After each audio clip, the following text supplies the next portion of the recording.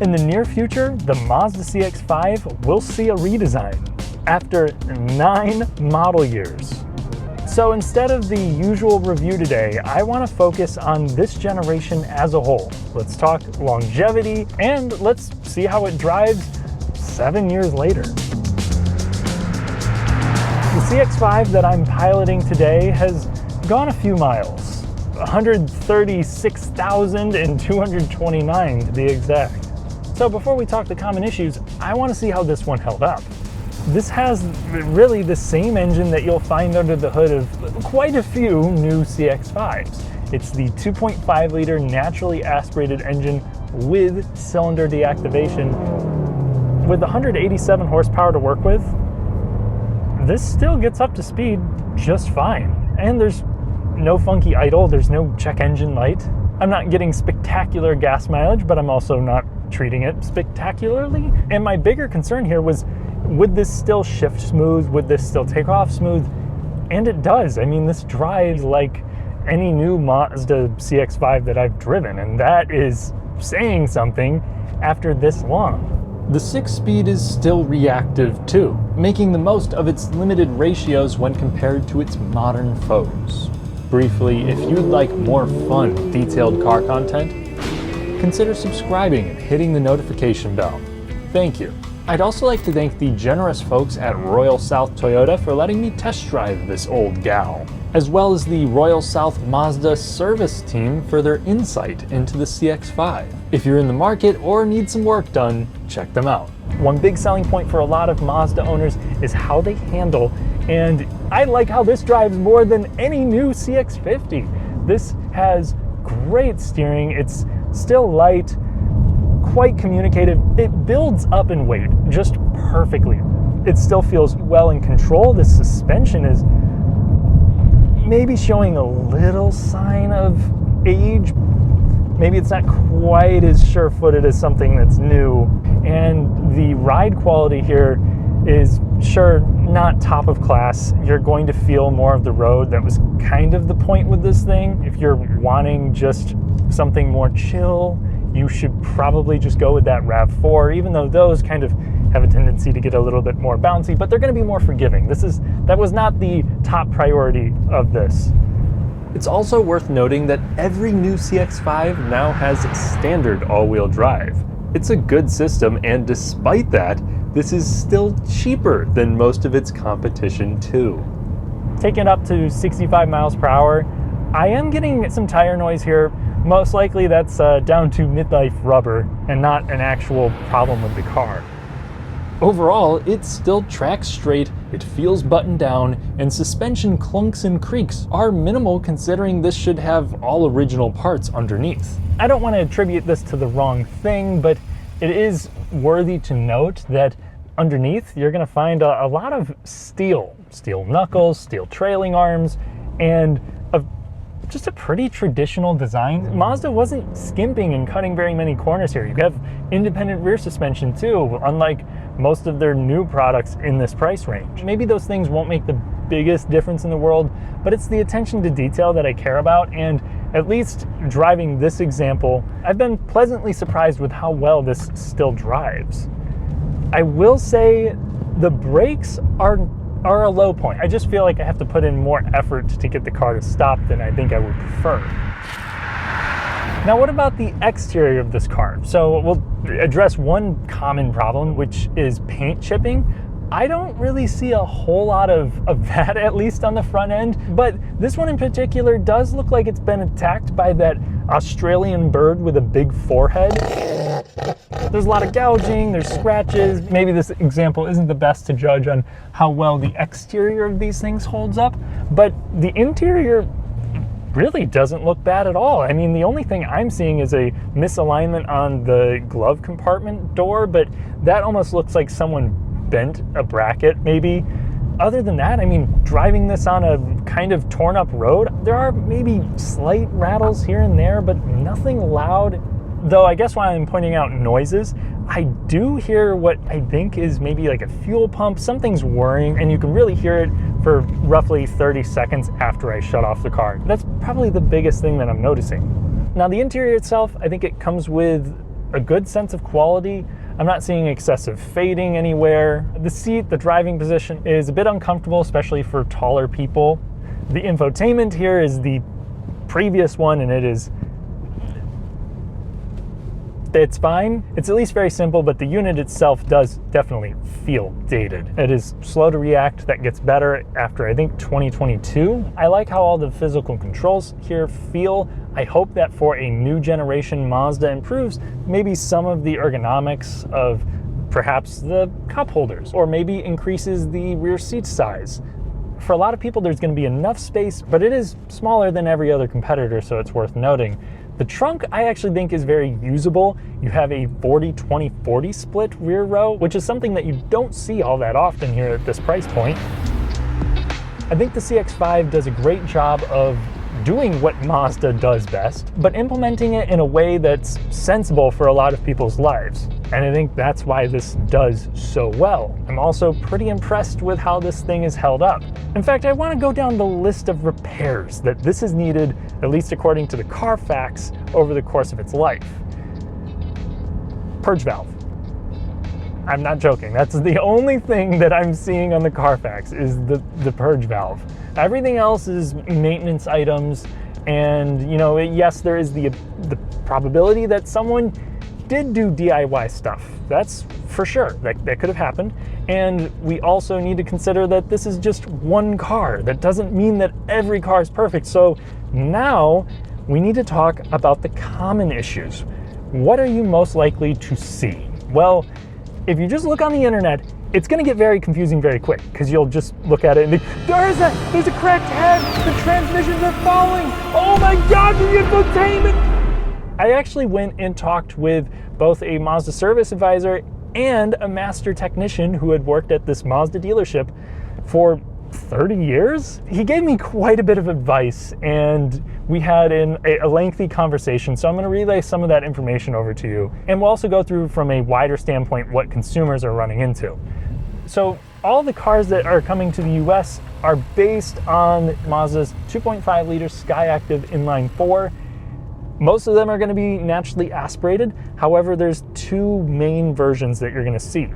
One is with cylinder deactivation and one is without it. This one should have it since it's a 2018. However, in 2024, they actually ran out of parts. So none of them had it for a certain build period, and then they started trickling back in.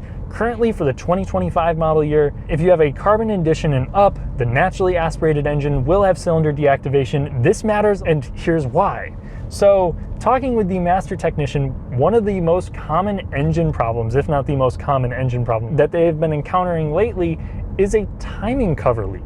You look online and you'll see a lot about cracked heads. The master tech says he's only dealt with one on the naturally aspirated engine. The timing cover leak is also still more spontaneous. It is a little bit random on which vehicles seem to be affected. We just know that models with cylinder deactivation are the ones where the leak could potentially pop up. Now back to cracked heads. The mechanic here says that is much more of an issue with older turbo models. Around 2021, they tweaked the exhaust manifold and gaskets to fix the problem, so new boosted models shouldn't have this concern. However, especially for 2018 model year cars like this one, there are many reports of cracked heads on regular engines according to NHTSA complaints, contrary to what my Mazda shop has found. The consistency of the issues, but the disagreement in sources, along with high owner satisfaction rates, tells me a couple of things. One, that this is a real problem, and two, the percentage of owners affected is likely low. Now, what's cool about this 2.5 liter is that it actually runs a Miller cycle, and it has a really high compression ratio. So it's gonna leave that intake valve open for longer, stuff more air in, and make for higher efficiency. Yet compared to most other compact crossovers, its EPA numbers aren't too impressive. This is probably thanks to the 6-speed automatic. Expect a hybrid in the next gen to boost efficiency. Go with the turbocharged model and it'll actually get a little more simple. You don't have cylinder deactivation or I-stop on any of those engines. However, you do have a cool turbocharger, which has a valve that redirects air down smaller channels at low RPMs to keep pressure higher. That means under low loads, it can still spool up the turbocharger fast, which doesn't make it feel as laggy. That's cool engineering, and that's generally a pretty reliable engine. Again, outside of some of those cracked head problems, and in 2021, there was a bad batch of engines that I believe was down to bad valve seals. What about the 6-speed automatic? So this is an in-house transmission. It uses a torque converter and a multi-plate lockup clutch, not the single clutch that you would find with most traditional automatic transmissions. This allows for a wider variety of situations where it can lock up. This should improve efficiency, but it should also make it feel more direct, or at least that's what Mazda says. It is reactive, like many other automatics out there. It gets used to how you drive and kind of adapts around it. As more time goes on, I do appreciate this transmission more, though with this lower torque rating, this does feel like it could use an extra ratio or two at times. Go with the turbocharged model and that issue completely disappears, as it is a torque monster. Now, unfortunately, this is not a perfect transmission. Some people are running into issues with a chirp around the 3rd to 4th gear shift, and if you hear that, typically it means that you're going to need a transmission replacement. So not fun. However, that too is not common. So what exactly is a common issue? Well, the most common things that people will run into are infotainment related problems for sure. They've released a ton of updates, especially for this old system. That refresh really improved things, but most manufacturers do have some tech bugs. Mazda was particularly bad about it in the earlier parts of this generation. We've also seen some reports of premature brake wear, noisy brakes, which that should be alleviated by now, really just related to stock brake hardware being a bit cheap. Maybe the installation of said parts wasn't exactly top notch, they didn't lubricate things properly, whatever. We also see other premature issues with the autonomous braking kicking on too early, or just when it shouldn't be whatsoever. Usually it'll just throw out a false warning, though some people say that their brakes engage. That's something that we are seeing. Some people have actually had their sunroofs explode, which I thought was a one-off thing, but the Master Tech did confirm that it actually happened to his wife, who owns a CX-5. Again, that's not a common problem, but some people have experienced it. And we also have more recently headlight issues. So typically you'll hear a noise from it, but it results in a failure and you need to replace them. I think he said it was like $1,100 to replace one headlight. So that's something that a lot of people have run into, thankfully mostly under warranty. It's also worth noting that whenever Mazda's running into these issues and they're trying to solve them with bulletins, it does mean that they're trying to redesign parts, or have the parts manufacturer, whoever builds them, redesign those parts so that they no longer have this issue. So the parts number will actually change. They'll add different letters around on the end of it to signify that this is revision A, revision B, revision C, so on and so forth. So they've been improving this car for the last 7 years. So you're gonna find less and less issues as the generation carries on, generally speaking. And the last somewhat common issue we've seen is screen delamination. So part of the screen just kind of starts to peel off. When I talked with Zach from Shooting Cars about his higher mileage Mazda 3, he actually had that problem too. Now, if you're curious what owners are saying on Cars.com and Edmunds, well, Cars.com owners have been very pleased with their CX-5s the whole generation. High 4-star ratings basically the entire time. So the ratio of people who are happy with this vehicle versus the people who have been burned or affected by one of these more serious issues very much swings in favor of the positive side. Edmunds owners seem to have more qualms, though that tends to be with things that are actual design issues with the CX-5, like the uncomfortable seats, the slow tech, the small back seat, the uncomfortable seats.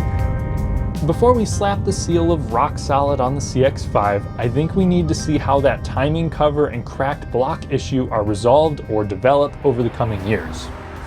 I'm not going to sit here and tell you that the CX-5 is the greatest SUV by a long shot.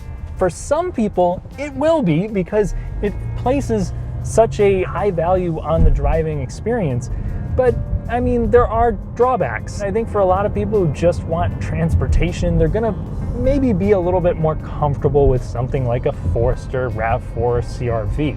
There's nothing wrong with those cars, but they're also just a lot more forgettable when it comes to the driving experience. And I think that's why this car has almost a cult following at this point.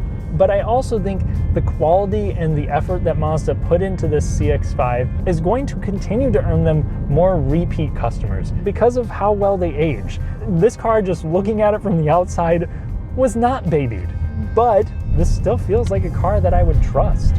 After driving this and talking to people with a lot more knowledge than myself, who not only work on these cars, but own them, I feel pretty confident in recommending this to people that care about longevity, even if it's not quite up to the Toyota standard just yet.